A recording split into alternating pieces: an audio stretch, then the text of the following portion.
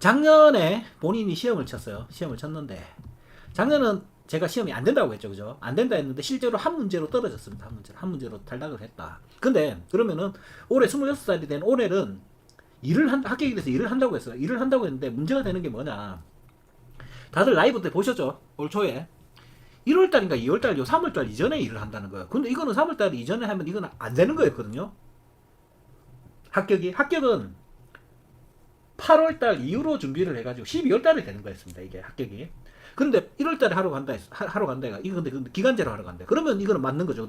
근데 보통 상담하시는 분들이 뭐 좀 간을 좀 많이 봅니다. 간을 보면서 그럼 자기는 이 일 벌어지면 상담하겠다 이래가지고 제가 얘기를 안 했어요. 그냥 시기가 아직 안 됐다는 얘기밖에 안 한 걸 다들 들으셨을 겁니다. 이 내용을.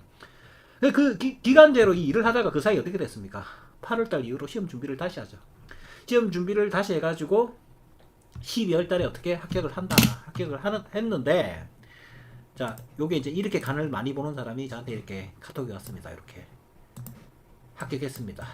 댓글 30개 달아라. 이 말이겠죠. 그죠? 댓글 안 다네, 근데. 뭘 하는지. 하여튼 뭐 그렇다 치고. 근데 여기서 중요한 거는 뭐냐면은, 연으로 가지고 안 돼요, 이제. 이 성품 분석이라는 게, 연만 가지고 되는 게 아니고 달을 정확하게 맞춰야 된다. 달을 정확하게 맞춰야 되는 게 뭐가 있느냐면은 매매나 뭐 사고 판다 이런 걸 얘기를 하죠. 그죠? 문서를 사고 팔고 물건을 사고 팔 때는 어떻습니까? 남만 있는 게 아니고 상대방이 있는 거예요.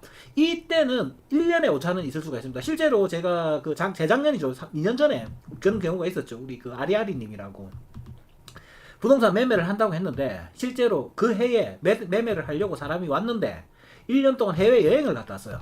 해외여행을 갔다 오고 정확하게 1년 뒤 그날에 그 매매를 그때 그 전 해의 금액으로 계약을 성사를 시켰거든요. 요런 경우가 종종 발생을 해서 1년에 오차가 있는 경우는 있습니다. 요 매매를 하고 이럴 때는. 근데 요거를 제외하고 일에 있어서는 오차 나는 경우가 없어요. 그리고 달까지 정확하게 이거는 맞아 떨어진다. 달도 오차 나는 경우가 뭐 어느 정도 있느냐. 제가 달은 보기는 하는데 일을 보진 않아요. 일을 보진 않기 때문에 여기서 한 뭐 2주 정도 차이 나는 케이스가 있기는 해요. 이 경우가 있기는 한데 이게 뭐 월까지 정확하게 해서 이건 이제는 맞춰야 됩니다. 그러니까 뭐 이분이 올 초에 와가지고 자기는 이게 합격한다 했는데 기간제밖에 안 됐다 이 얘기를 했는데 실제로 이분이 합격하는 거는 8월달 이후 12월달이었던 거죠.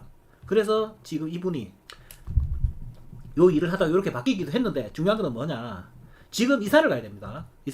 요 얘기도 4년 전에 했던 얘기예요. 이사를 가야 되고, 그리고 6개월에 한 번씩 일을 하는 것도 옮겨 다니고 변화가 생겨야 돼요. 근데 이 일을 하러 가면은 이 일들이 모두 다 벌어져야 되는 일인 거예요. 그러니까 이게 4년 전에는 이게 자기는 머리도 좋고 이렇게 하니까 될 거라고 생각을 하고, 근데 실제로 작년에 시험 쳐서 합격이 안 된 이유가 될 일을 할 수 없는 운이었기 때문에 한 문제 가지고 틀렸고, 올해 초에는 기간제로 한 것이 지금 올 초에 합격이 안 돼요.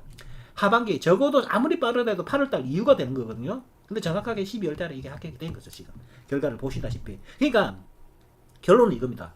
너무 정확하게 디테일하게 이 과정들을 모두 다 일어나는 것을 이해를 하고 정확하게 이 시기 이게 연초인지 연말인지 이것까지 맞추다 보니까 이 방송을 보는 사람들도 이게 틀렸나 이런 생각이 들 수가 있고, 당사자도 왜 이러지 이런 생각을 할 수가 있죠. 근데 저는 이거를 분석한 저는 시기가 아직 아니었기 때문에 정확하게 이걸 알고서 얘기를 한 거죠.